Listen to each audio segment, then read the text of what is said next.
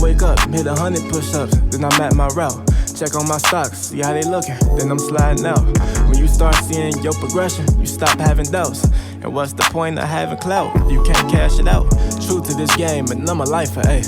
Feel like we finna change the cycle, ayy. Wazam with it, wealthy people. Welcome back on another beautiful Wednesday. It is your boy, your man's David Bellard, one half of the Black Wealth Renaissance crew. Y'all know what we here to do. I'm here with my brother from another, Jalen. How you living? What's down with it, my dog? Man, I'm living blacktastic, feeling amazing.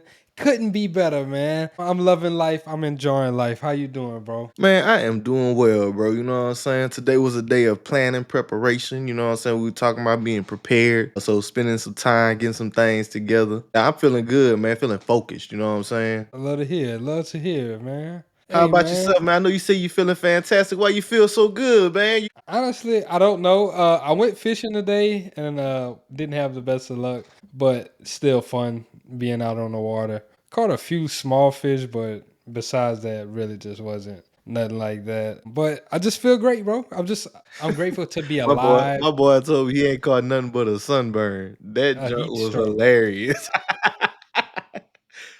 But yeah, I'm just grateful to be alive, bro. Had an amazing time. I actually got to see you over this past weekend. yeah, we It did. was under Somber occasion, but yeah. unfortunate circumstances. But yeah, that was cool. I got to see a few of my family members and everything like that. So I went. Definitely, yeah, same. You know, we got to see each other over the weekend. Both went back home to Louisiana. Got to spend some time with family. That's always You a do good. anything for the 4th? Nah, man, my little cousin had a party, so we just did kind of that thing, just a little small family get together. We were cooking. They had a water slide for the kids. They was going crazy on that water slide, bruh.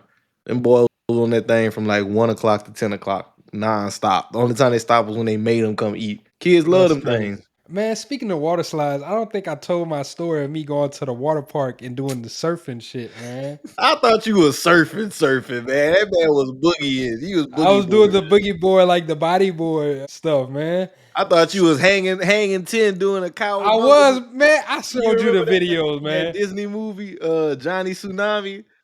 No, man, this No, dude gonna show me a video I talking wasn't about, doing yeah, all of bro, that. I did a trick. Man, that nigga fell off the board and got back on it. That was a trick. You thought I wiped out, but I didn't. All right, y'all. So look, But me no, and my man, it looked like family, you had a we, good we we time, went to though. the water park the other day, and I look over. I see this big wall of like water and everything, man. They got this guy.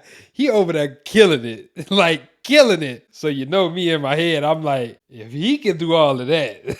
I might be able to do that. Nigga, I might be able to do a fraction. I might Just be a able to do that. fraction. But me being Yes. me, after he got off, I would go talk to him. I was like, Mm-hmm. bro, how you get so good at that, man? He was like, you know what? I just ate shit a lot. Like, I just failed and I kept on trying. Mm-hmm. Come to find out though, dude grew up in Hawaii. He's been doing like he actually knows how to surf, but he was like that's his form of working out or whatever. So he actually did give me tips on everything, right? Mm-hmm. So after watching him, his little brother's there too. Like his little brother's literally doing tricks like throwing the board, catching it, all kinds of crazy shit, man. Like you think these guys do this professionally. So he's giving me all these tips and everything. So in my head, You thinking, oh, I got it now. Because you I know what got they say, this. man? You know what they say, man? A wise man learns from the mistakes of others. And if you got a good Exactly. mentor, it cut down on that learning curve. Exactly. But how did So it actually play I out, my get brother? up there. First time I go, douche. Then I just fall and it pushes me back. But the dude, he was right behind me. So I looked behind. He was like, run it back. Go again. Go again. He was like, the only way you're going to get better if you just keep on taking reps. So I go again and I do much better the next time. He's like, yeah, man, just keep on doing it. The line was short and everything. I say all of that to say by the end of the day, I learned a little something or something. And I ain't look like a fool. That was But pretty the fun. first time you went out there, you Oh, I look probably like looked a like a complete fool, idiot. right? I look like a complete idiot.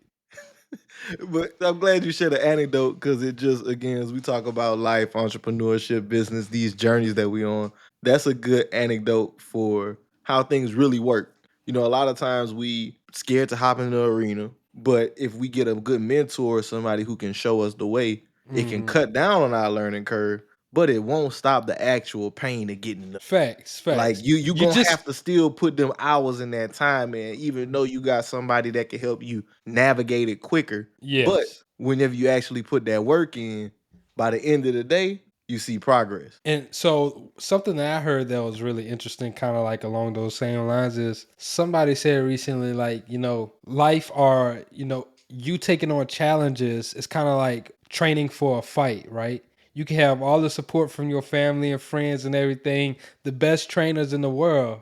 But once you step in that ring, you got to handle the business. Nobody else can't do it for you. Exactly. At the end of the day, you have to prepare yourself. We talking about preparedness last week. That's kind of what I spent my day doing, just preparation for trying to transition in the work field, trying to transition just really in my career as a whole. So you gotta lay the groundwork.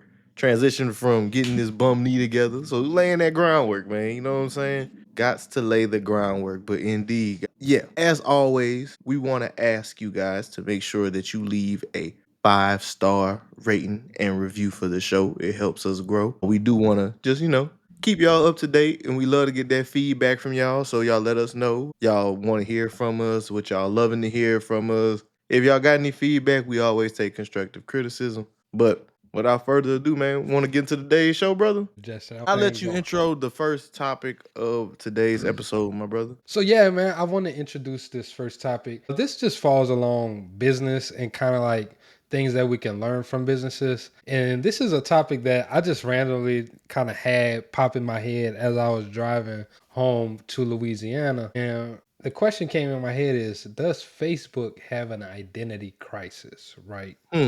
So The thing, what you think the makes thing you that have that made question? the thing that made that question like pop up in my head, right, really is whenever the name change came about, whenever they went from Facebook To to Meta. Meta. And then the way that Facebook, so once again, the name change, right, they changed it from Facebook to Meta in hopes of building the metaverse and Mm-hmm. capturing the attention for that, transitioning how work happens, how you But connect with as people. we can see, the metaverse came and went. Exactly. I think that the metaverse was really just a hot trend. It was really, really hot, boiling hot because of COVID, right? Because of the Mm-hmm. work restrictions, because of the work from homes, the stay at home mandates. A The lot of these 6 foot things. protocols and masks Yeah. and all that stuff. I feel like it was really hot at that time. And whenever you think about it, really think about the picture, right? You have the metaverse going down. Bro, you had people that was buying real estate in the metaverse. And Yeah, like I remember expensive, whenever they talked about expensive real Snoop estate. Snoop Dogg buying like a plot of land in the Yes, in the sandbox, and then people were buying plots next to him for up to I think $2 million crazy, bro. just for People that to buy vanish. exactly. So people buying all of these things for the metaverse or whatever. But the thing with Facebook is their idea didn't integrate with the sandbox thing or whatever, right? They're trying to build something on a whole different scale. So it just felt like they were trying to capture the attention, kind of trying to get that luster back for the company. But we've Mm-hmm. also seen this many a times before, right? Not just with the metaverse. You've seen it with Snapchat. You've seen it with TikTok, with Reels. It's very reactive, and it feels like as a company, they don't know who they are. Or sometimes, like whenever I just think about them, and I think about the other companies, like let's take Apple or Google, right? Apple, we know what Apple does. We know what they're Mm-hmm. for. But it feels like Facebook is just trying to figure it out right now. Almost as though they've lost their way, right? Their initial, they became, at first they were the premier social media site, the premier social place that Mhm. people would go to connect. And now it seems like, to what the point you're bringing up, is they're just hopping on waves. Because the metaverse thing, when they made the play and changed their name to from Facebook to Meta, in hindsight, that was very short sighted because they thought they were making a big investment in what was supposed to be the next big thing. Not thought. They did make a big investment. I've actually got an article that Well, no, not thought they were going to make an investment. They thought they were investing in the next big thing. I'm not saying they didn't oh put yeah, yeah, money in it. yeah, yeah, yeah, yeah. They were investing in the next big thing. But what it turned out to be, it fizzled out. And now we're kind of seeing the same thing go on with them with artificial intelligence. Right. So I seen that Meta is throwing their hat into the AI arena. and their plan is to commit 60 to 65 billion to that developing an AI model and their whole own AI platform in 2025. So the plan is to create the Llama 4 model. And to the point you're making, right, with them having an identity crisis, I kind of see why that question comes Don't up. you remember whenever Because they it seems like also they're had just hopping on everything. Don't you remember they had an article where they were creating their own, was it stable coin Yeah, or something like that? Libra. Yes. So Libra they had coin, and the Libra. FTC blocked it, or somebody, but FTC or SEC blocked it. But I And do remember the thing that I think about, so whenever I think about other tech companies, right, like a Google, maybe Google's parent company is Alphabet, and whenever you think about Google, you mainly think about the search engine. But Google does do a lot of things as well. They have artificial intelligence. They have all of these other sectors. I think it's just Facebook does a more, hey, look at me type of approach versus, hey, this is just what we're developing on. We're being steadfast on this. Like, it feels like whenever they make that swing, it's just got to be that we're going all in on this thing. Like with Meta, if they would have just developed on this in the background and said, hey, this is what we're planning to do, I just feel like that name change for one was crazy. Crazy commitment, over commitment. It's like Mark Zuckerberg was that kid in high school that didn't get no love. Now he's a billionaire. He's like, everything that's hot, I'm on it, and I need that shit. I ain't gonna do it. That was gonna be petty. No, yeah, I see what you're saying. I see what you're saying with it. I do also feel like part of Facebook's issue is the current ongoing crisis that they're going through, like internally with this antitrust lawsuit. I definitely think that is putting a lot of clamps on them because they got outside of their depth. You remember the Cambridge Analytica thing where they literally influenced, election outcomes with some of these targeted ads and things.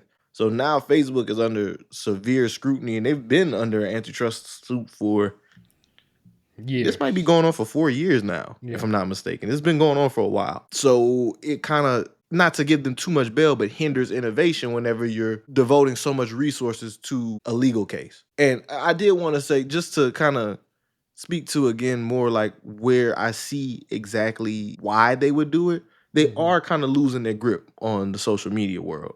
So interesting statistic that I noticed whenever researching for this podcast topic was that on Facebook, they actually have the second lowest engagement out of all social media platforms. Really? So for a standard Facebook post, on average, 0.7% of the audience engages with that content. I could believe it. And whenever we compare that to Instagram, it's about 0.54%, so about 0.5% on Instagram, and TikTok at 4.25%.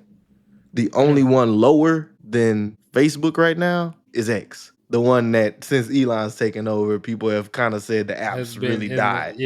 It's been in the gutter. Also, I just want to say Interesting point. Both of them changed their name, and they both doing real shitty right now. But I'm gonna let you get your stuff off.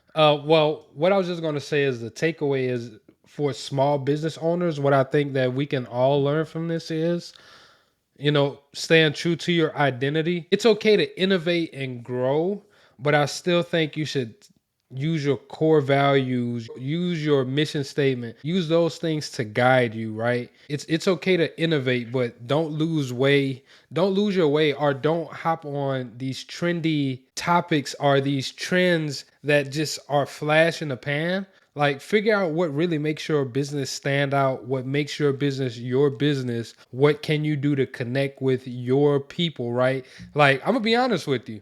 I feel like Instagram and Facebook is totally out of tune with their customer database, right? If they were really, really listening to the users of their social media, what would they give people, right? They would, one, take care of the bot problems, take care of all of these punk ass, like, just spam pages, all of that fake stuff. accounts, especially They would, with all these one, verification measures and standards that they've added to the platform. Yeah. because one, that makes the platform not that fun anymore. to fix the algorithm, making the algorithm something that's We got to like, let the chronological thing go. They not no, bringing no, it not back the to that. Yeah. chronological, but whenever you're on your actual thing, how much time do you actually see stuff from people that you're following now, bro? Or like people that you actually want to see from? I remember Adam Mosseri, the Instagram CEO, he mentioned that like that's part of their goal for this year to push smaller accounts and push video. Now, that to your point, right? Every person who uses Instagram has stressed to them that we want this to primarily be a photo sharing app. We Exactly. like Like, Instagram to see our friends' pictures. But what they're doing is competing in the overall marketplace. And it's hard to make the argument, listen to your customer, but then you look at your competitor, TikTok. I just shared the statistics. TikTok's engagement rate is what? Over damn near 10 times what Instagram's is. Instagram's is 0.54%. TikTok's is 4.25%. but It's kind of hard. It's algorithm is over also eight better. times. Over 8 times, right? TikTok's algorithm is also better. And once again, it was based different. But even the way that the app is set up, right? Like maybe you could build that functionality, that small creator thing in that Reels tab, right? Another thing that people would like from Instagram that I've heard, searchability, right? Also, the engagement on lives has started to suck. It's a lot of things Bro, I don't that they even did. see people go live on Instagram no Exactly. more. Like Exactly. I can't think about the last time I seen somebody the live banner on my IG when I got like logged on. Exactly. It's a When's lot the of last time we went live? it's a lot of things like that that hurt the platform that they took away or they made these tweaks. Once again, if they were really tapped in and tuned in with their audience, instead of doing all these stupid ass avatars and all of these things, like you could actually give your demographic what they want and help create that better user experience. I said all of that to say Make Instagram a picture app again. no, nigga. I said all of that to say, whenever you're in business, figure out ways that you can connect with your with your audience, right? If you're launching that new product, how can you survey it? Or how can you, let's say you're a restaurant, right? Maybe you want to launch a new menu item. Maybe one day out of the week, you test that item, right? And you just sample it. Or you do something to kind of get that crowd's reaction to see how that would affect them. If they would like it, gauge them, take a survey. All of those things, you can get data to see if the things that you want to implement in your business will work. It's just going to take a little bit more work, but once you connect with your business, it's easier for you to make those decisions instead of just saying, "Hey, we're going to hop on this trend. This is cool. We're going to change our name to Meta."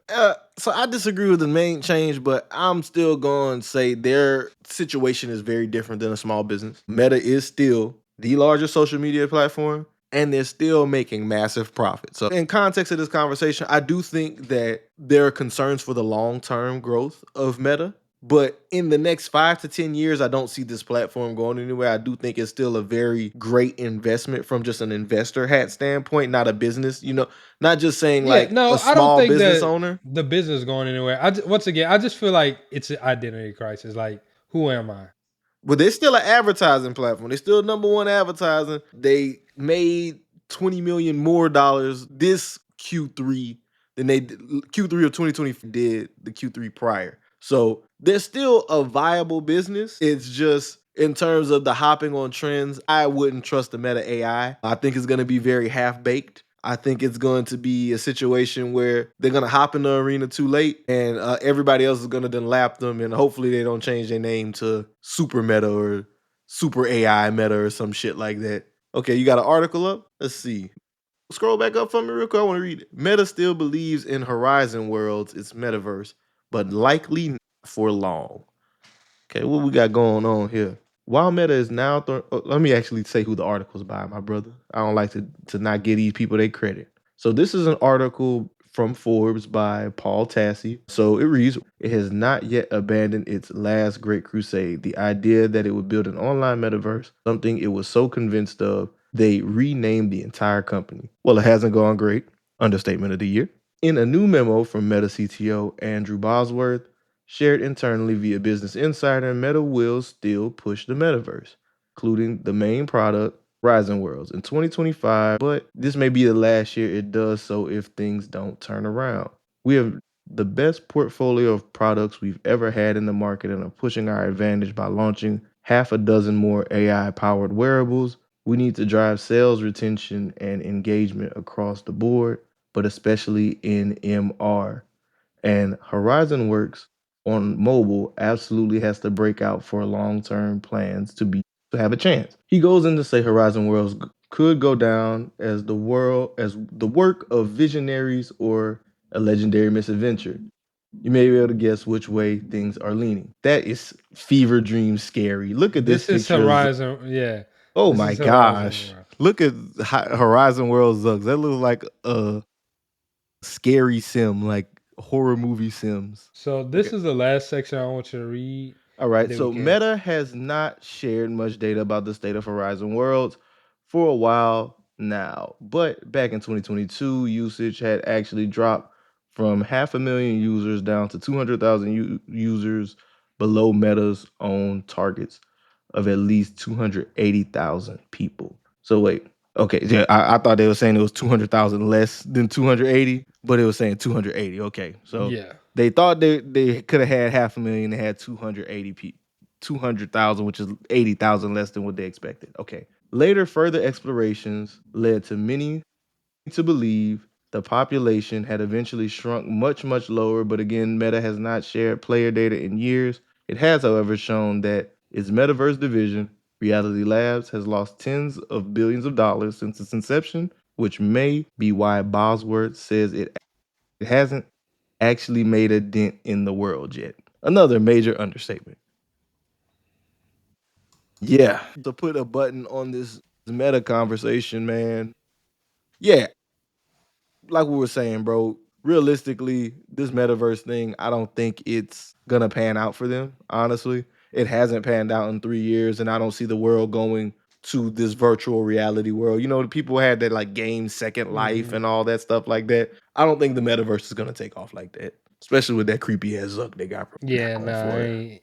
I ain't with that. I think the vision of the metaverse is a little different now. They're gonna try to do this wearable, more augmented reality versus just full on virtual reality. It's interesting because them and Snap are both going in that direction. Yeah. All right, though. So moving on, next topic of the show, right? So as we all know, last weekend was the 4th of July weekend, as we were discussing at the beginning of the episode. And every year during 4th of July weekend, one of the biggest events in the culture goes down, being Essence Fest in New Orleans, Louisiana. And this year, Essence Fest was a hot button topic for many Man, you reasons. know what I think about whenever I hear Essence Fest? I think of aunties and I think of Frankie Beverly and Maze. All I hear is boom, boom, boom, Bum, boom. bum, You bum. make me happy. Boom. Mm. This you can bear. And you see him doing the electric slide. You You stood stood right right beside beside me. me. Yeah, I feel you, bro. Essence Fest does make me Hey, think about that, smell man. like cocoa butter and shea butter around this bitch. Aunties over there looking good, you know what I'm saying? You I'm know what I'm telling you. saying? But yeah, man, Essence Fest been a cultural staple. Like I said, when I was a little one, man, my mom used to go to that joint every year. It used to be a big thing for her and just black women in general. But this year, it feels like an episode. You remember that Dave Chappelle skit when keeping it real goes wrong? That's what I feel like Essence is going through right now. Like when keeping it real goes wrong, Essence Fest edition. So this year, Essence Fest, which is, a cornerstone in black culture, as I was saying, and really an event made to empower black people, is currently navigating a complex landscape marked by significant sponsorship controversies and mixed reactions from local communities about the impact of the festival. So the event's ability to balance its financial reality along with supporting its foundational mission of empowering and uplifting the community, it's been challenged this year. It's been challenged significantly and it's been facing a lot of scrutiny. One of the big reasons, something that we've been talking about, we talked about a few weeks back, that they are facing such a scrutiny is the involvement of Target as one of their major presenting sponsors. So for those that aren't aware, Target has been a major sponsor of Essence Fest for the last few years, and they faced a lot of backlash for the involvement because Currently, Target is being boycotted and has been being boycotted since January of 2025 for their pulling back of their involvement, the DEI programs and things of that nature. So black people have been like, yo, we don't rock with Target. We ain't going to Target. We don't want nothing to do with Target. And by proxy, since it's faced some backlash for that, right? I think that's kind of crazy. Realistically, because like if you think about the way that events work,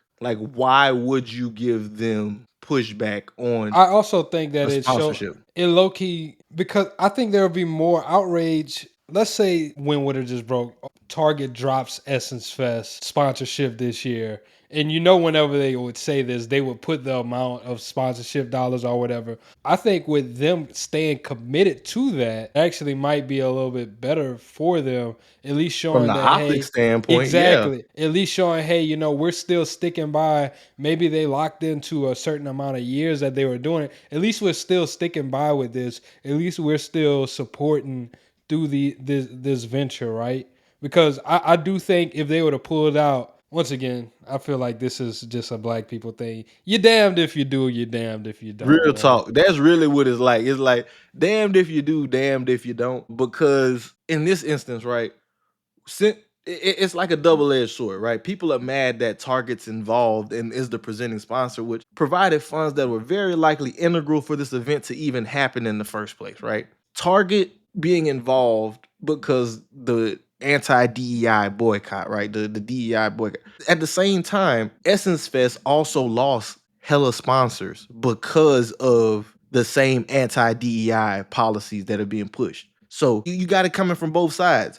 You mad at them because they got this one company we boycotting involved, but even though they giving money to help put the event on, but they also lost out on like over 20 different sponsors, according to people close to the matter, that pulled out shortly thereafter. Trump announcing, hey, we ain't rocking with DEI. So it's like, damn. So you mad at the company that stayed, and you ain't saying nothing about the 20 companies that left. You know what I'm saying? So in reference to the whole thing with Target, Essence did release statements about that, and I do want to just go over a brief article that I found with Hot New Hip Hop, just kind of going into like Essence explaining that, right? So article from Hot New Hip Hop by Bryson Boone Paul. I actually met that brother, he in Dallas. Shout out to him.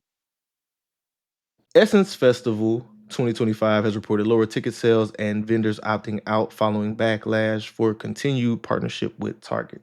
The Essence Festival is under heavy scrutiny over its sponsorship ties with Target as social media users question the retail giant's presence among ongoing boycott. So, the festival would address the scrutiny while explaining the new and improved Super Lounges experience. The Essence Festival's Instagram account explained their continued partnership with Target after a fan requested an explanation in the post comment section. Now that's settled, let's talk about Target, meant the fan. Addressing the fan's inquiry, Essence commented, let's discuss, for sure. We're on a multi-year sponsorship with Target, so we fully understand how it looks, just wanting to speak to the contractual agreement. The festival statement aimed to clarify that it cannot abruptly sever ties with Target due to binding contracts. Organizers explained that rejecting Target support could bring legal consequences and financial losses. The retailer has been a key festival sponsor for several years, with its backing supporting interactive experiences, stage activations, and community partnerships. Target's funding plays a crucial role in helping Essence deliver large-scale artist lineups and cultural programming. Critics argue that the partnership appears tone-deaf given the boycott linked to Target's corporate policies. Some festival goers voiced disappointment, saying the sponsorship conflicts with the event's cultural values. Essence organizers stressed that breaking a contract mid-season could jeopardize the festival's financial stability and lead to legal exposure. Industry experts note that the controversy reflects a larger challenge facing cultural events, many relying on long-term corporate funding while appealing to their audiences that expect social accountability. In this case, Essence's decision to respond publicly suggests an effort to maintain transparency while balancing contractual obligations. I want to pause you right there. Yeah. So I want to talk about some of the things that you just spoke about, right? So once again, I said it in the opening. There could have been some type of multi-year deal where Essence has to, do this, right? And once again, Target could have probably mutually came and said, "Hey, we're not just going to do this." But I do think Target for the probably could have severed it, but Essence, yeah, if they would have severed, there's probably some penalties or something associated yes, with or it. they could have mutually. I'm pretty sure there's some type of clause that say, "Hey, if we amicably dissolve this, we can do this or whatever." But I do think it's more beneficial because where are you going to find a sponsor that large that would come in and take on the same load, right? They just said how Very hard to integral replace a presenting sponsor. exactly. You saw Walmart do the BET Awards. They were their presenting sponsor, but Essence Fest is I think a 4-day festival, 3 or 4 day Yeah, I festival think it was like the where 3rd to the 7th or something like that. yeah, where you have these artists come in, like it's in the convention center. It's also on the outside of the Superdome parking lot. There's different activations where all these other companies are there. The amount of money that you actually need to generate that type of festival. I just want to kind of Yeah, talk about some of bro. the After returns doing that the Black Men Summit, right? Like, let's talk about just our experience, right? We've yes. done a summit where we had people come in, and our budget be something like $150,000, right? That is a shoestring budget for a large scale event, like what we're talking about when we talk about production. If you've seen I was gonna pictures of say the a first hundred Black, thousand dollars for a large event for something like Essence Festival, they'll laugh your ass up out the city if you bro, tell them that's all you got. think about the artist lineup, and that's one of the things people were talking about. Like that was one of the big things. Oh man, the artist lineup wasn't hitting the same. Well, we just told you 20 of their 20 big other sponsors walked out. So we holding them accountable for shit that's outside of their sphere of influence and control. or that is within their sphere of influence and control, right? Once again, we're telling them, hey, get rid of Target. Let's say they did get rid of Target. What you think that lineup would have looked like at that point? Y'all thought y'all were mad at Lauryn Hill at 3 o'clock in the morning. Imagine whenever you was gonna get whatever washed up C-list, D-list, E-list singer you could get. They'll go Lil get. Pump and 6ix9ine. Bro, Lil Pump and 6ix9ine is insane. all the XXL freshmen from like 2026, 2018. 2018 on. These new niggas. They talking about the new XXL list. I don't know none of them names, Nah, I bro. don't know The either, only bro. one I recognized was Rayvon. And like they've been trying Facts. to push Rayvon, but like he can rap, but I don't like that nigga music. I'm just gonna be honest. Like, but I'm on a But tangent. something else I wanted to talk about. So, like, as we were talking about Essence Fest, Target, and everything, right? I wanted to speak to some of the numbers that Essence Fest is generating for the city for that week. Essence Festival consistently touts a significant economic impact on New Orleans, claiming $1 billion for the city since 2022 and over $300 million annually. In Damn. 2024, it's generated $346.3 million with over $1 million distributed to local workers. $100 million.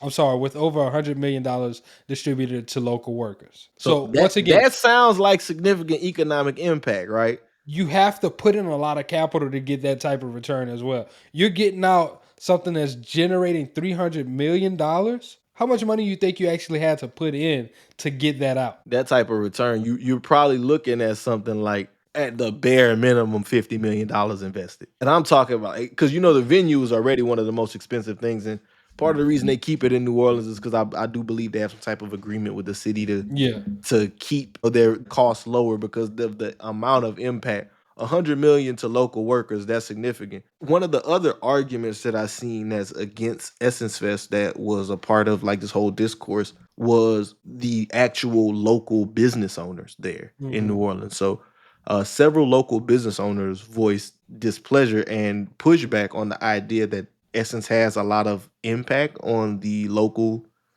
Businesses? community in New Orleans. Yeah. So we just shared, right? $100 million paid out to local workers, right? But the reason they feel this way is because Essence implements something called a clean zone. So with the clean zone, this is an area where they restrict, on the street vending and unsanctioned events that want to use the Essence branding. Since it's something they started in 2019 and they've expanded it significantly since then.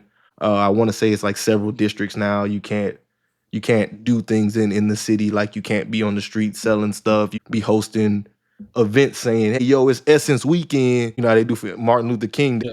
where they just putting Martin Luther King where on the fly. you're capturing You can't be the slapping traffic Essence in on there to yeah. capture traffic, right? And that's where a lot of local business owners are pushing back because they're like, man, if it's all this traffic in the city, why shouldn't I be able to? It creates like this duality where like people who are own their own business in the clean zones, they're cool with it because they can't shut down the actual businesses that operate there. But for all those people who aren't in those areas that want to try to capitalize on that traffic, say like a restaurant owner who has a food truck that wants to capitalize on some of that traffic, you can't go post up in like the warehouse district or the business district or in the French Quarter. You can't capture that So traffic. do they have designated areas for local businesses though? Is there like maybe like a food truck Yeah, like a food truck garden or something like that so for there these are local partnerships. businesses? I'm Yeah. not sure if it's like a food truck garden or something like that.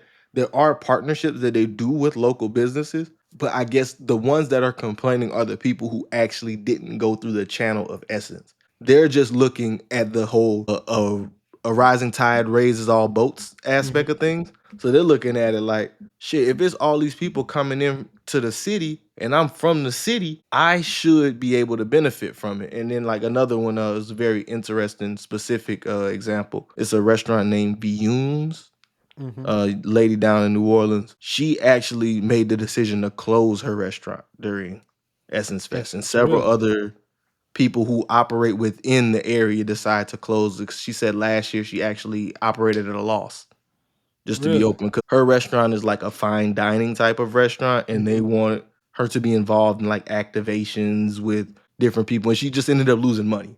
So she just made the decision, I'm gonna close my restaurant and I'll just do the activation with y'all because to operate my space it costs too much. So So she opened up her business and allowed them to do activations out of there. the So first she time still around, did this she year and she's she lost she actually she lost money when she did the activations? that's what she shared in the So did article I she was reading. She not lost like charge these 25,000. niggas? She didn't charge these niggas properly? Well, they got access as a part of Essence, and I don't believe it actually sufficed what they were paying for what it would take to actually run her facility. But she's this year when I was looking into, it, she did like some type of separate activation on site with just them not opening up her restaurant. And she did something like she was doing something at McDonald's chicken sandwiches. Got you. Another company that's getting boycotted.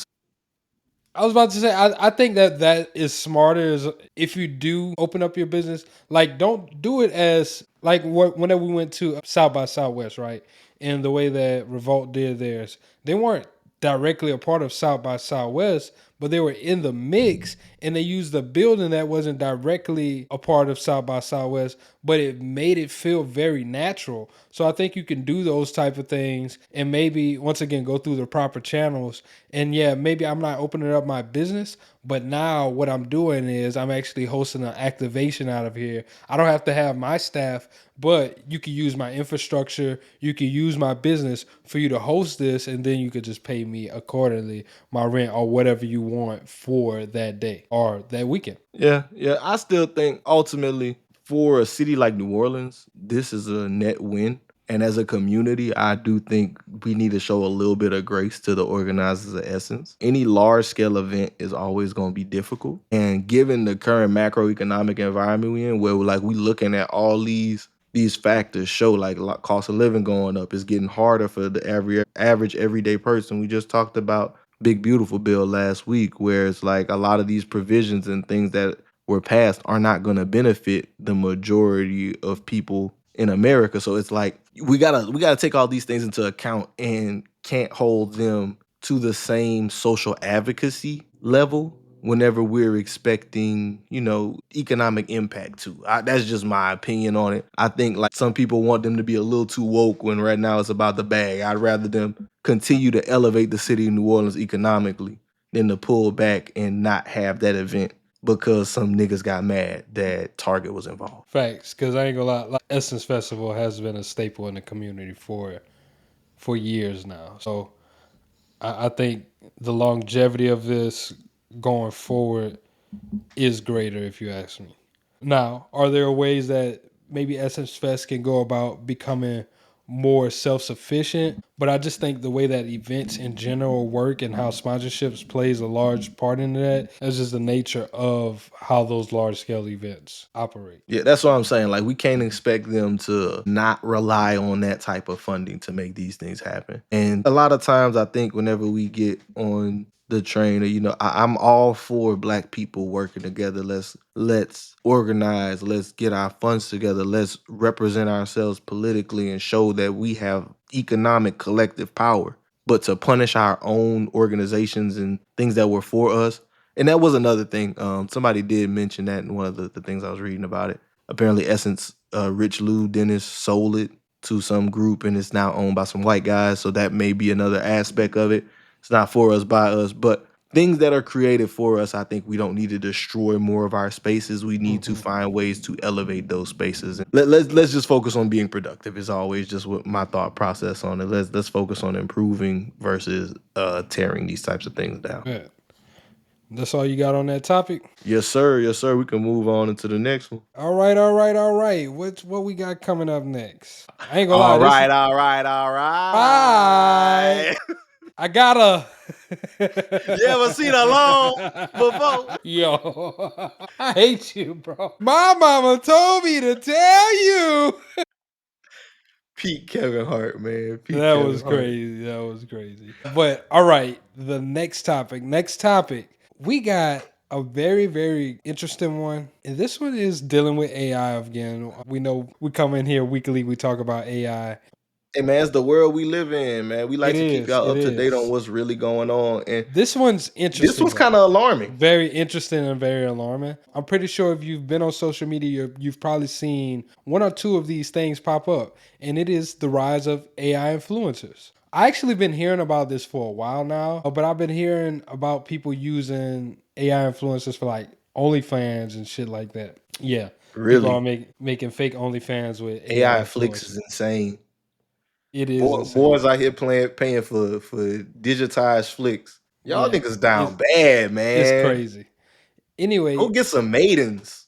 There's a rising trend driven by technologically advances in the increasing prominence of AI influencers. So now people are being replaced by AI influencers, right? And they can provide significant business values that has ethical implications. So now what people are doing is they're using these AI models to promote their business. They're cutting the actual influencers out. They're creating these images with like Google, what is Google's image generator? VO. Yeah, with Google VO, which I've been seeing a lot of stuff come from VO since they launched that one. But they're using these type of platforms. I know David just found one as well when he was researching this. Yeah, but you're starting to see this. The one that I've been seeing, it's this black girl, right? I also think that that's weird. I see a lot of black influencers particularly, and the way that they're doing it is the black mannerisms, all of the things that people think black people do are the stereotypical things. And they're giving these things actual life stories. These things are going on weight loss journeys. I seen one of those, bro. They gave this girl a whole fake weight loss journey and everything. Like, you looking at it like, oh, this AI. It's like, I could tell because it was something just not right. With all of them, it's just like something that's just not right about it. But like, it's subtle. You gotta pay attention. I was about to say, if you don't know, it'll definitely get you. But if you pay attention and you really look, you can tell. And she was one of them ones, bro. It was mad dudes in the comments just simping. Just like, oh my gosh, I'll pay. And that's the thing, bro. Some of these AI influencers are starting to rake in millions of dollars already. I could believe that. So I did see one with you speaking about this not being something new. It's just like a prominent trend now. I mean, you remember they tried the AI rapper. You remember they tried the AI rapper. Timbaland just tried the AI artist, and they cooked his ass for that one because it was like came off the back of him some type of contest that he was doing. He was charging niggas like $200 for an opportunity to get signed, and at the end he just like, we're gonna use AI. And then some artists pointed out that like the AI, as we've talked about on here, it doesn't really create, it just aggregates. So it really stole the sounds of some artists and then kind of made music using their sounds. and some people were identifying it. So it gets really tricky really quickly whenever we start talking about it, but this isn't new, like we've been saying. The oldest AI influencer is from like 2016. I just had found her name. I think I got Really? it pulled up in an article. Yeah. And she has like 2.4 million followers on IG. That's She's crazy. been an AI influencer for almost a decade now.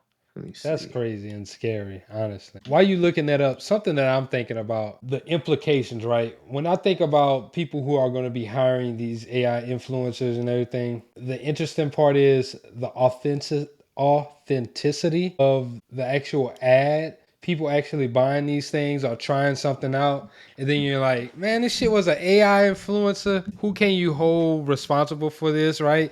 If the businesses is the person buying this, and then they get a flock of people because people think that is real. Then you go try this burger or these fries because you saw the fake AI Keith Lee reviewing it, and then you realize, man, this shit trash. Leaf Key. AI Lee. Yo, that's But those some of the crazy. things that I thought about is like, how many people are actually going to buy into these things? Yeah. So the AI influencer that I was talking about, her name is Lil Michaela. Michaela is Miquela.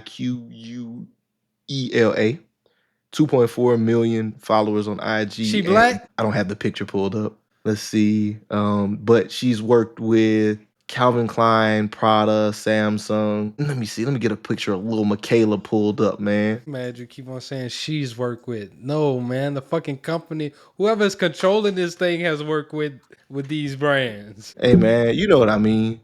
So no, she is not black. Lil Michaela is an Asian looking chick. Let's put Lil Michaela on the screen. Let's see. And here we have Lil Michaela, right? So she's like they first off, they got her as 22. Insane. Crazy. Because it's a robot. It says robot right here, but 22, right?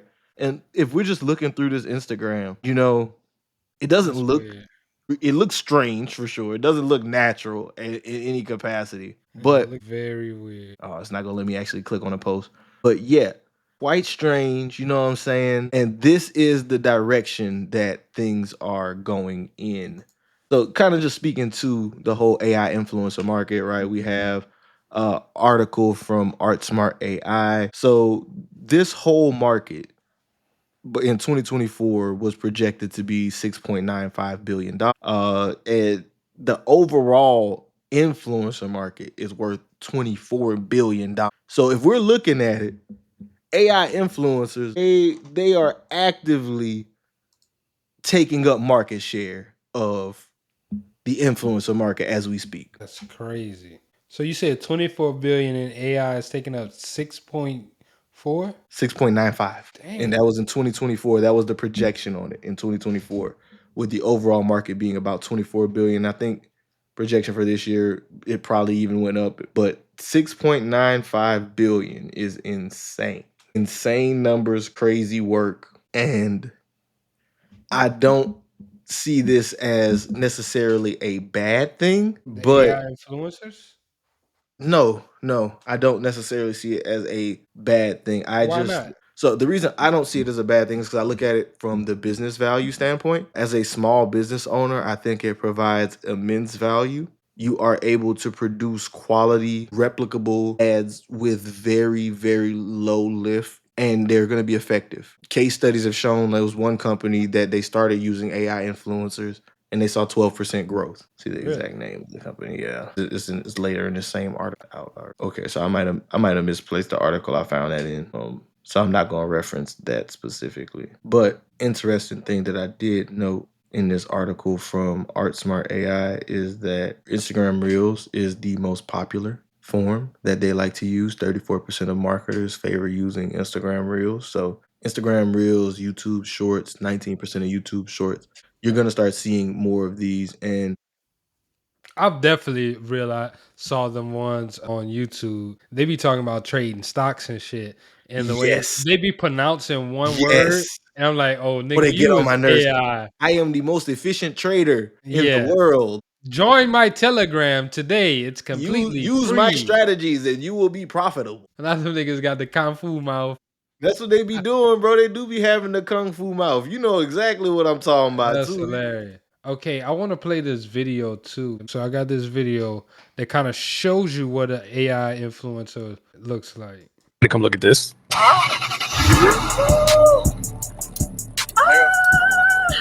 Look at my new babies. AI influencers are coming fast. The way they be holding the camera always be a dead giveaway for me, bro. Talking about AI influencers and how they're about to come and disrupt the entire. I didn't hear what you said. What'd you say? I said the way they be holding the camera be a dead giveaway for me, bro. Nobody arm be looking that long whenever they be holding the camera, son. They keep their arm in the camera on purpose. They be like this. Nobody does that. We be keeping Elastic girl ass arm. Yeah, Mrs. Incredible head ass. I want to finish this clip. Okay. Digital space and digital world, and how these brands and agencies are going to create their own influencers to be able to promote stuff for their business. They're going to have, different demographics, age groups, backgrounds, locations, all of these different things. And so this is going to completely change the landscape. Pause. I ain't gonna lie. Crumble using them niggas to promote, I'm gonna be mad as hell. Cause Crumble cookies suck. Hey man, we know that though. So to speak to what he's saying, he's spitting, bro, in terms of the actual implications of it, right? I don't think it's going to kill the influencer market, but if we're looking at numbers, right, the influencer market, AI influencers taking up 6.95 billion and the total market's 24. We a little over a quarter of the way there. And this technology is advancing rapidly. But what I think is going to happen is the latter versus the former. The former being him saying, they're going to create these AI influencers and these are going to be the fake people that we like. I think that's going to be a thing, but people are going to quickly get burnt out on the fake people. What I think is going to be the real use case and where people are really going to use it is duplicating themselves. I think he said at the latter. Recently, and there's a clip I shared with you. I don't know if you got a chance to find it, but it was a guy who did like a 6-hour sellathon on TikTok Shop. And he did it using his AI avatar. So it was him and a co-host. They had 2 AI avatars up there. And they trained it using like the questions and inquiries that people would normally ask them about the products and all the FAQs and anything that someone may ask about the product. And it was doing a live selling session and reacting to people's feedback in real time. And for 6 hours straight without him showing up, I forgot the exact figure, but they sold somewhere in the 5 figures in a span of 6 hours using an AI avatar. And I think that's the more real use case for people who are already influencers and people who have already built a brand. You're going to be able to duplicate and replicate yourself. Instead of you physically having to do and say things, people are going to be able to train AI models to get perfect takes, right? Instead of imagine, before you play the clip, just imagine this, right? You're doing a brand deal, and every now and again you fumble up on words. We've done recordings where we're doing, host reads. We got to do 4, 5, 6, 7, 8 recordings because every now and again you get a little tongue tied. You might get a little eager. You know what I'm saying? Mess up. The AI eliminates that. You can put the script in, have your AI avatar and your voice mod loaded up, and have that ad done like that. But please go ahead and run that clip for me, brother. This is what I was talking about with the AI avatar selling on TikTok Shop. People just made $7 million in one day. Oh my These God. AI avatars sold products to 13 million viewers without a single human being present on the stream. This isn't science fiction anymore. Luo Yonghao, a famous Chinese seller, created an AI version of himself that hosted a 6-hour shopping live stream. The avatar looked real, sounded real, and sold like crazy. The technology behind this is mind-blowing. Baidu pre-generated 8,000 different gestures so the avatar could move naturally. They also fed it 13,000 product descriptions for perfect sales accuracy. But here's what makes this terrifying. The AI avatars were taking live questions from viewers and responding in real time. People were buying from robots thinking they were humans. This live stream made more money than most of Luo's human streams. $7.6 million in 6 hours proves that AI can sell better than people when it has the right data. We're watching the birth of digital salespeople who never get tired, never make mistakes, and can work 24/7. The future of commerce just got very weird. 2 fake people just made... How you feel about that, brother? Yeah, I think that's crazy. I think that's mad wild. I do see the use case, like you said, doing this for companies, sponsorships, replicating yourself. But that is pretty crazy, man.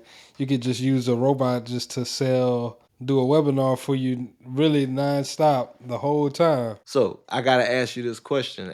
Given this whole context of this conversation, do you think that the AI influencers, is this a flash in the pan type situation, or is this really an existential threat to real creators? I'm still casting judgment on AI, man. I low key feel like it low key might be a bubble, but I also feel like it could be progressing enough to where it's gonna stay. So I'm gonna err into the side of saying that it's a real threat to creators. It's a real threat to real creators, especially people who don't adapt and people who don't leverage the tool.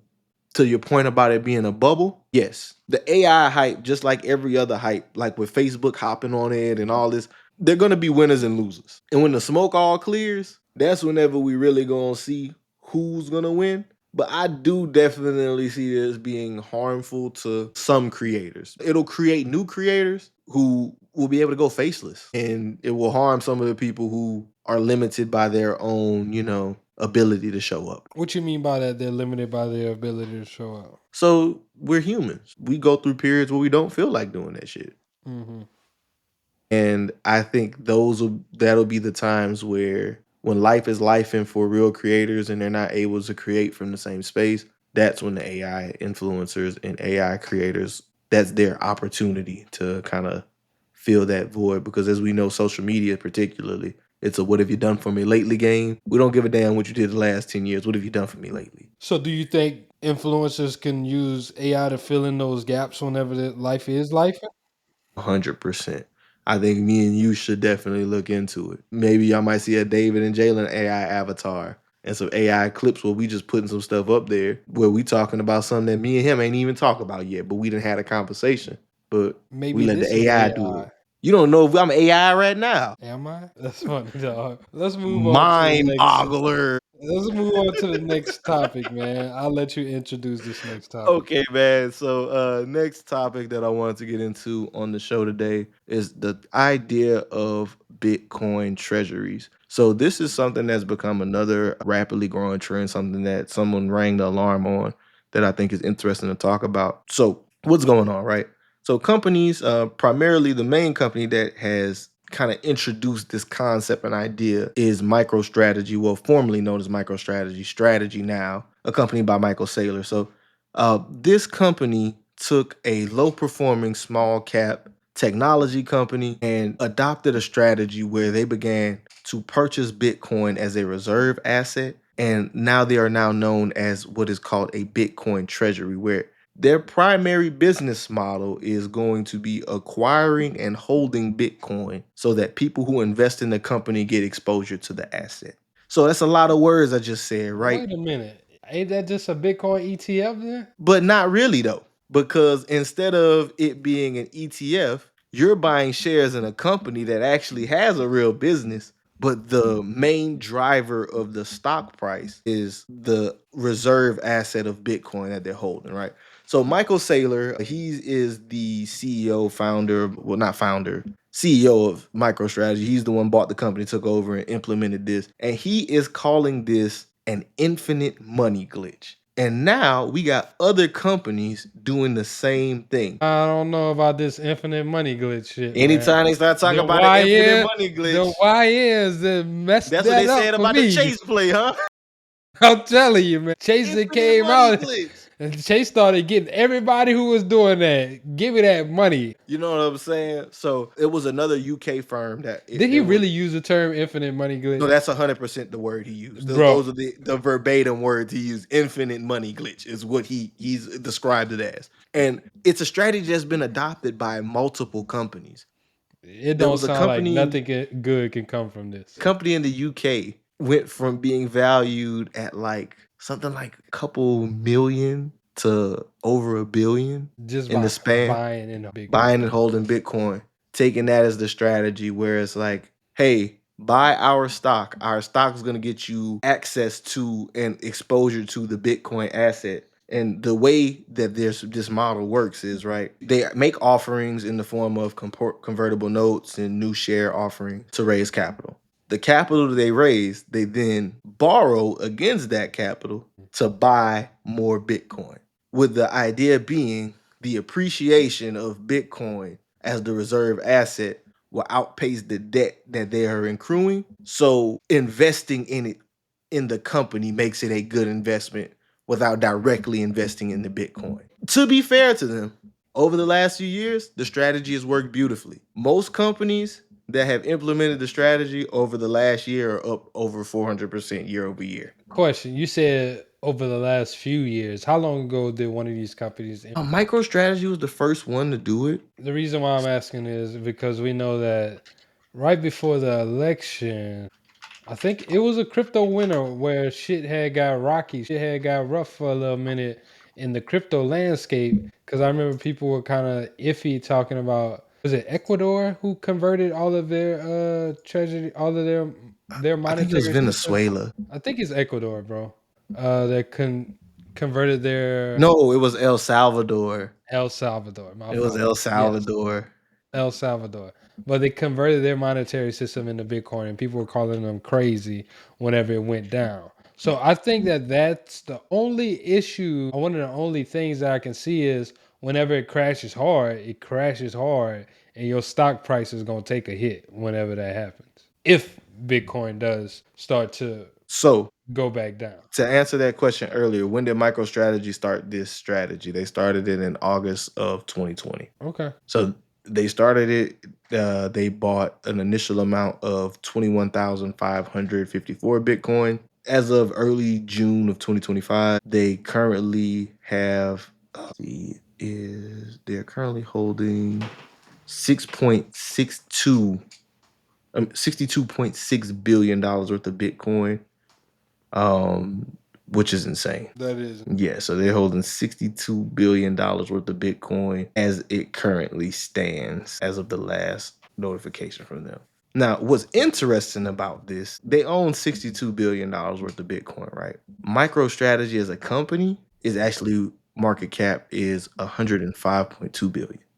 So the business itself isn't a viable business. However, we're seeing the company It's be a just because they're multiple of holding it as an Bitcoin. asset on the books, right? Correct.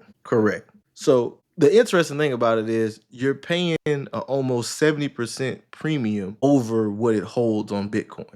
So that means for every dollar you invest in strategy, you get exposure to 59 cents of Bitcoin. And the growth of strategy has been either on pace or outpacing Bitcoin over the last year or so, because it really took off. Year over year, where are we with strategy? Year over year, strategy is up 200% from this time last year. And over the last 5 years, it has gained over 3,274%. Damn. Looking at Bitcoin over the same time frames, year over year, Bitcoin is up 90% versus the 200. 200, yeah. Yeah, over year to date, we're 16% on Bitcoin, and over 5 years, we're over 1,000% up on Bitcoin. Over the long term, Bitcoin has outpaced it. I believe MicroStrategy was 900%. But you see, it's kind of keeping pace with it. Personally, I am invested in the company. I do invest in it just because I do see the hype around it. But it poses very interesting questions, right? Because with this, we're seeing this rapid rise in it. Whenever you're really getting exposure to less Bitcoin, and Bitcoin ETFs haven't taken off the same way, and you get exposure to more Bitcoin. So it's like, when does the rubber meet the road? Is this really a good investment, or is this a tragedy waiting to happen? What do you think, Jalen? I think it's bullshit. Financial engineering. Yeah, I think Niggas that's use it. their imagination It came up with something that sound good. to We're make gonna it buy a sound whole bunch of good. Bitcoin for our company, and we'll control all of that and let them think they're getting exposure to. Basically, as long as we're not in crypto winter, things are gonna go well. Exactly. But the second crypto winter comes around, pack it up, pack it up, pack it up. So me personally, I mentioned I am personally invested in it. I am going to keep money in strategy as of this time. I don't see a reason to sell. With the current economic environment, I definitely think with the whole tariff situation and the Fed is very likely to cut interest rates 2 more times this year, which is gonna kind of keep the market propped up by making capital more available. But I don't see it falling down anytime in the next year and a half. But time will tell. Time will tell.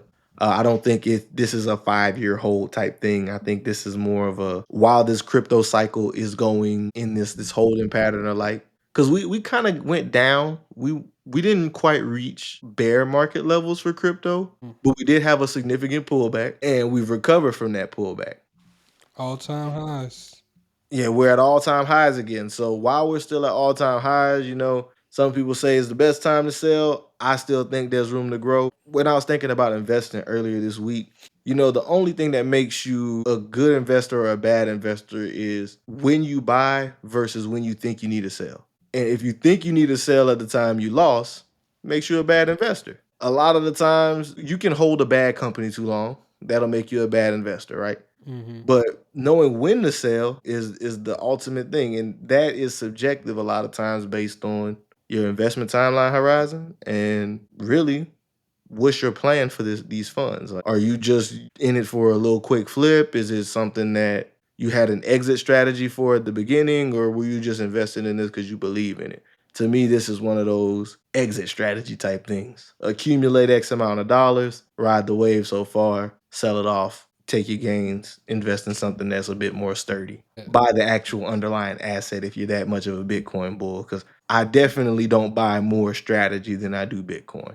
But I'll be a fool not to get exposure to that, in my opinion. But double-edged sword, whipsaw effect. I could be eating today and be in the gutter tomorrow. That's the beauty of it. Just shit like BTC could be down this week, be up next week. What did I What did I miss? miss? Hey, Let's go. So let's go to the next topic, man.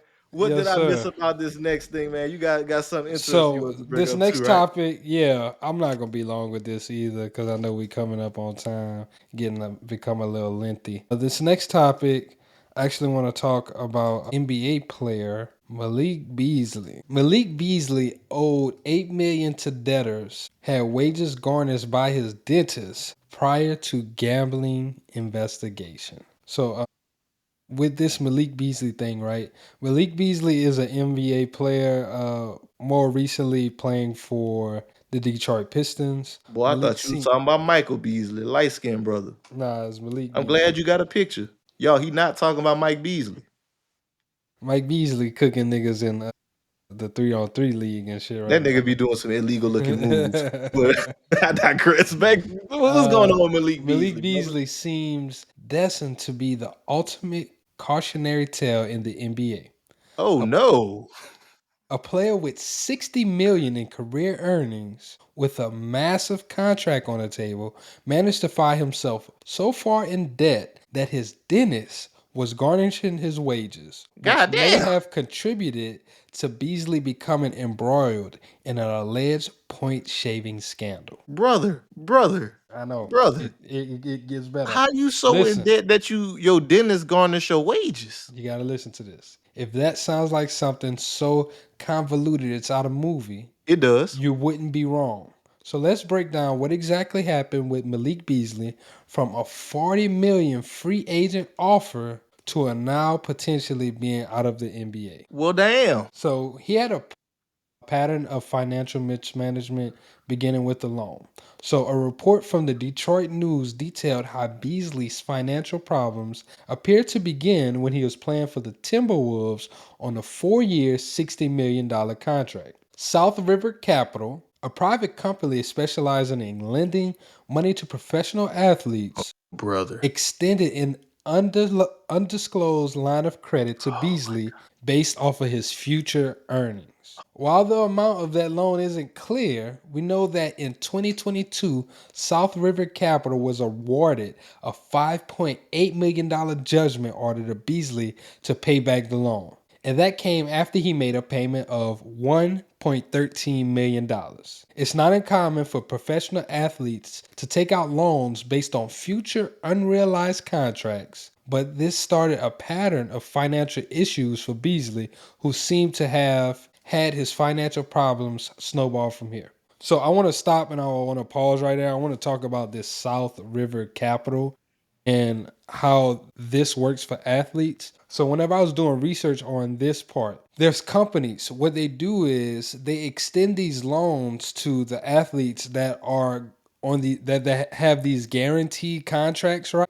And for anybody who doesn't know, let's take maybe Lamar Jackson for instance, right? Let's say Lamar Jackson has $250 million guaranteed, which would be crazy. I don't even know if the NFL is doing something like that.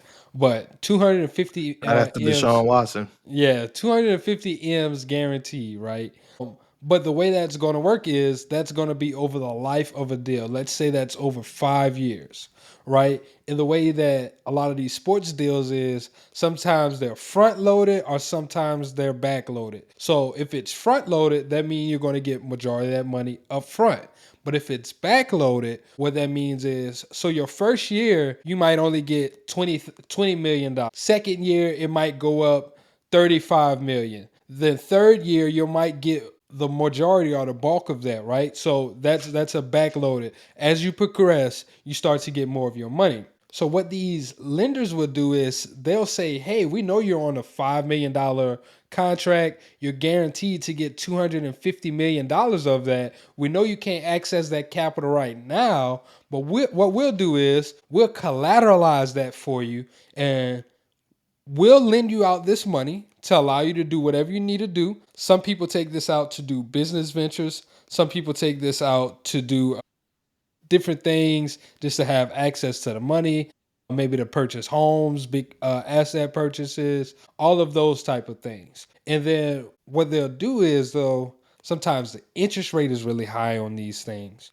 Or you get into the situation like Malik Beasley where they're ordered a judgment because you're not repaying them because maybe you just have poor financial management skills and now they're able to start garnishing your wages or they're able to actually take on and become a lien holder of that contract and they have to get paid before you get paid, which I think is nuts. That is fucking insane to get to. Okay, so it's insane to me because whenever, and I'm not a multimillionaire, so I can't speak to these people's lifestyle and all this, but it just speaks so significantly to the issue of lifestyle creep and sudden wealth syndrome, like we talked about a few weeks ago. We should have never gave you niggas money. Is really what the root of this is. It's like, dang, bro. We should never gave niggas money. Go back home. Listen, Kendrick Lamar, Jalen Lamar. I'm not saying that like black folk can't have money, but it's just like the gross level of negligence that it takes to get a $60 million contract and to be living so above your means that you feel the need to leverage your future earnings to the point where you get a judgment on yourself and you put yourself in such a negative situation. It really goes to show that like even at the highest levels of income, your financial habits determine so much of the problems that you'll face. But please continue. Go I was further. about to say, but wait, there's more. More lawsuits mount. Jesus Christ. While the South River Capital lawsuit was the largest, Beasley was routinely taken to court over small defaulted loans and unpaid bills. There was $650,000 to Hazen Sports Management for failure to repay a loan against future marketing revenue. So once again, this is a This pattern. boy trading futures on himself. Then there was $26,827 to Cairo Cuts, a celebrity barbershop in Milwaukee. Are you shitting me? There was I took my dang headphones. I don't even want to hear this. $21,000 to the Scott historic apartment building in Detroit for failure to pay rent. And then, more notably, $34,000 to Dr. Hassan, a dentist in Minnesota. The last that Dr. Hassan led to a court judgment to garnish Beasley's wages to satisfy the debt, indicating that he perhaps didn't have $35,000 on hand to pay off the bill, which is kind of crazy to me, despite earning $6 million just this season with the Pistons. Let's do some math real quick. Math time. What's 6 million divided by 82 games?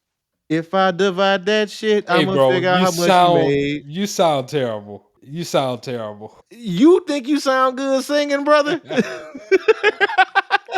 But listen to this. This is the point that I was getting to while I was making my math time song that Jalen so obviously and eloquently hated upon. 6 million divided by 82 games is $73,000 per game. Okay, and something that I did see is once they start to get these sports contracts, they're making about 40 cents on a dollar for like per $6 million. They're making about 40 to 50 cents on a dollar of that After money, agents after and taxes and stuff like that. agencies and everything's like that, right? So okay. What's 40% of this number? I'm just gonna go from here. 6 million? Oh, I'm just going 40% of 6 million after, per game earnings. I'm going on the per game earnings. So that's still, if he's only earning 40% of the 73,000, which is 6 million divided by 82 games, that's $29,268 per game. That's crazy.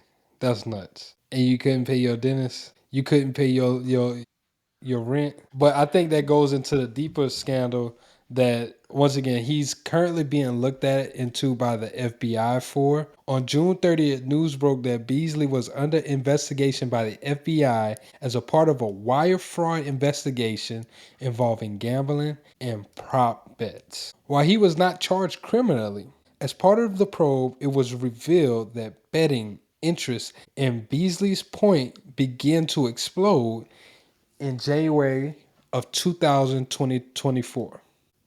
I'm sorry, 2024. I said 2024. When Beasley was with the Timberwolves. Possible involvement of Beasley's role is still being investigated, though there is a curious drop in production the player saw from December of 2023 to January of 2024. December, he was averaging about 12.1 points per game. In January, he was averaging 9.9 points per game. Both Beasley and the Wolves had significant drops in production when he was on the floor, when alleged interest in Beasley's numbers among sports betting began to boom. So what they're saying is, what sparked this? He had 13 turnovers that month, which he had the 2 prior months combined. Yeah, get him up out of here. And what they're saying is the red flag is, why is there so much interest within this particular player? Because he was betting on himself. This guy was, he probably did like Lil Durk, bro. He probably pulled a Lil Durk, made it easy for the feds, bro. Didn't even go ahead and go through some opposite channels or nothing like that. Just went ahead, signed up for the account. He got his social security on there. His credit card's probably linked to it.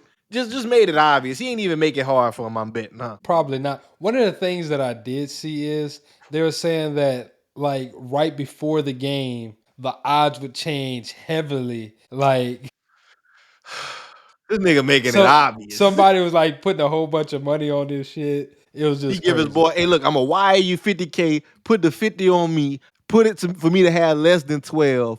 I'ma score 8. We gonna be up. Yeah, so that's that type of madness is what's going on. But I think the reason why I brought up that story is, once again, just habits. A lot of people think making it to the league is the end all be all. It fixes everything for you. But once again, if you're not ready for this type of money, if you don't have the correct habits, you're gonna blow it. That's how you end up going in the league 4 or 5 years, coming out broke, and living back in the projects with your mom. Leave them damn parlays alone. Damn it, my parlay head ass. You keep going and putting the 26 manage your money parlay. better. Shit. Stop looking for a quick, easy fix to the problem. The easy, simple fix is get some damn discipline. Yeah. Discipline yourself. Learn how to save money. Lessons that we talk about all the time. Pay yourself first. First time you touch some bread, I don't give a damn if it's $10. You better save $1. Put something away because you're going to need that money in the future. Think about what you just shared in this article, Jalen. Brother is mortgaging his future value in a sports league where it's not guaranteed that you're still going to be good in a year or two. What if you get an injury? What if your career ends? Now you've leveraged yourself to the teeth. Get some damn discipline. Financial discipline is gonna save us. Money ain't gonna save us. That's really all I get from this lesson is, bro. Living above your means is gonna be your undoing every time. And if you can't control your spending, if you don't control your money gonna control you. Facts. Also think it goes to the deeper thing, the culture of how hard sports betting hit the community. Worse than crack in the 80s, man. Like crack in the 80s. Right now, it's sports betting and dick pills, man. That's what they trying to get you on.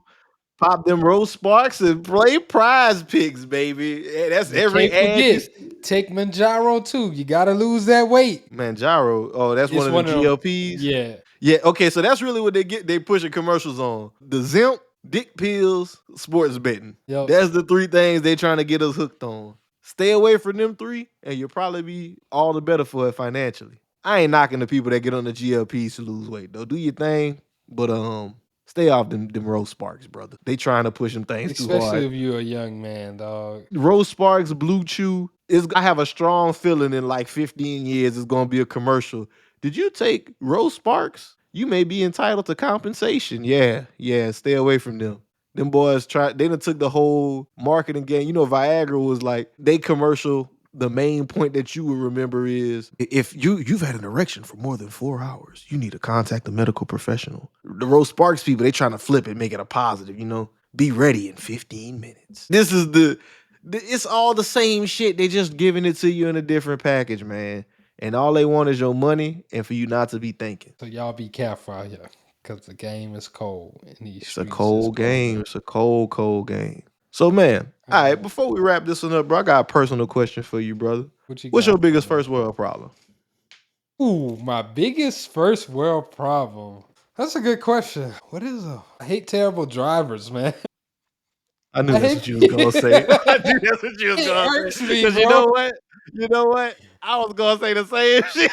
I ain't gonna lie. Like, my biggest thing, if I could be like just a traffic police stopping niggas, bro, like, and that's all I had to worry about, it would be that. Ooh, another thing, whenever my Wi-Fi is like acting up, acting crazy or whatever, that shit drives me. Like, whenever I gotta like disconnect and reconnect, sometimes or whatever, like, that's a huge first world problem if you ask me. Some people ain't even got good connectivity. What else? My truck being hot as shit whenever I'm getting in it, like just a midsummer day. What else? I said your biggest. You giving me the list. You trying to pull a DJ Khaled and another one. I was just thinking about different first world problems. And I'm like, damn, this is what I complain about, but it's people that got it way worse than me. Facts. It's easy to complain with first world problems. I'm say, man, my biggest one is probably saying like wages here. You know what I'm saying? I do fairly well for a single man. I earn above average income. It's easy to complain about the standard of living and expenses and shit, but the vast majority of the world is still living on less than 50 cents a day. American cents, less than a few dollars, American dollars a day. So it's easy to kind of, complain about our current situation, but it's very important to recognize that we're blessed and we have a lot of opportunity in the place that we sit. But I don't like to focus on the problems. We just focus on these solutions, man. What can we do as a community, even like as we gone through this episode? Yeah, we talked about some issues and a lot of stuff, but at the end of every one of those conversations, what was the benefit? What's the solution? What we can do? What can we do to move things forward in our benefit? Right? Mm-hmm. Indeed.